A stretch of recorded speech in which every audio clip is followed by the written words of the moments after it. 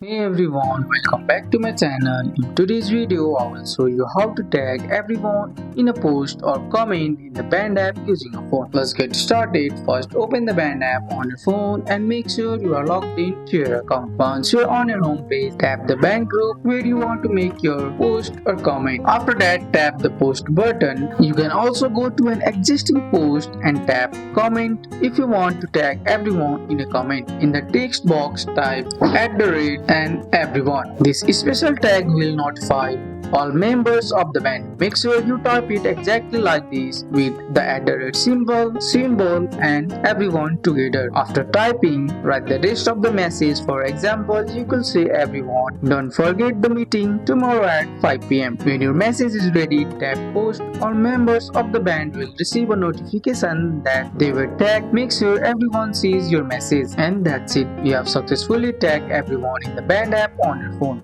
That's all for today's video, guys. I hope you guys like this video.